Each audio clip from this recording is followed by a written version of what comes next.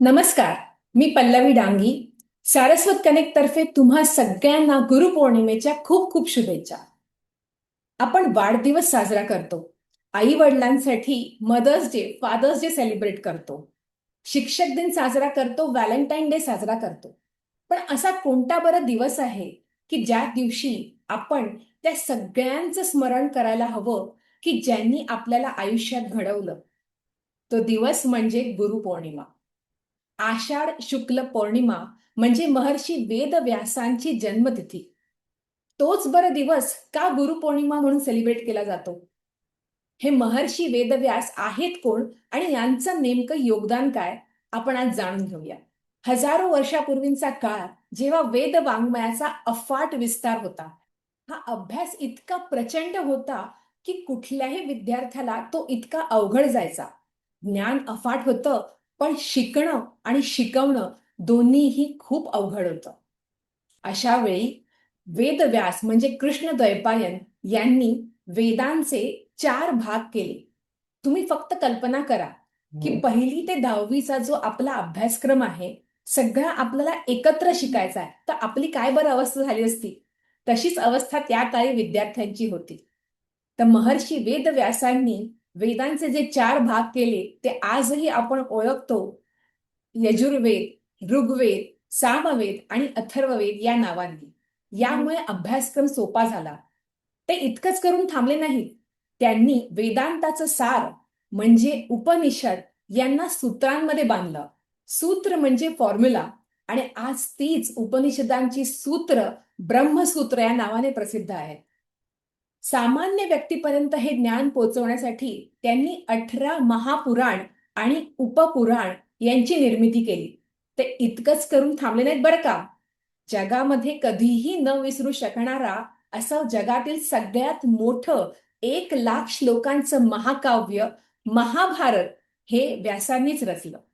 असं म्हटलं जातं की जे महाभारतात आहे ते जगात सर्वत्र आहे आणि जे महाभारतात नाही ते जगात कुठेही नाही. वेदांचं अनमोल ज्ञान हे प्रत्येकापर्यंत पोचावं, त्याला ते समजावं आणि पुढच्या हजारो वर्षातील आपल्यासारख्या पिढ्यांपर्यंतही ते टिकून राहावं, यासाठी महर्षी वेदव्यास यांनी केलेली ही कामगिरी अनमोल आहे. आणि म्हणूनच त्यांच्या जन्मतिथीनिमित्त आपण गुरुपौर्णिमा साजरी करतो. परंतु गुरुपौर्णिमा हा केवळ महर्षी वेद व्यास यांचं स्मरण करून त्यांना वंदन करण्याचा दिवस नाही, तर आपल्या आयुष्यात ज्यांनी आपल्याला घडवलं त्या प्रत्येक व्यक्तीचं स्मरण करून त्यांना कृतज्ञता व्यक्त करण्याचा हा दिवस आहे.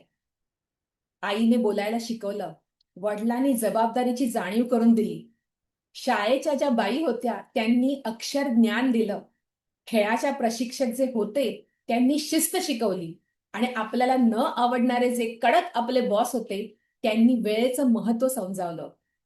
पुढे जीवनात आध्यात्मिक गुरु भेटले, त्यांनी स्वतःची म्हणजे माझ्याशी ओळख करून दिली आणि जगण्याचा खरा अर्थ, द पर्पज ऑफ लाईफ शिकवला.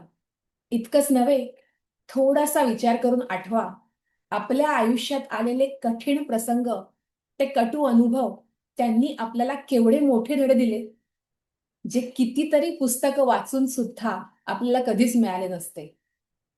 तर आजचा हा दिवस आहे या सर्व स्मृतींना उजाळा देण्याचा आणि त्यांच्या प्रती कृतज्ञता व्यक्त करण्याचा. म्हणून आज गुरुपौर्णिमेच्या दिवशी थोडंसं थांबूया. Let us take a pause and think. मी आज जिथे आहे, मी आज जो कोणी आहे, त्यामागे किती गुरूंचा किती मोठा हात आहे. त्यापैकी कित्येकांना मी अनेक वर्षात धन्यवाद देखील म्हटलं नसेल. खरं की नाही?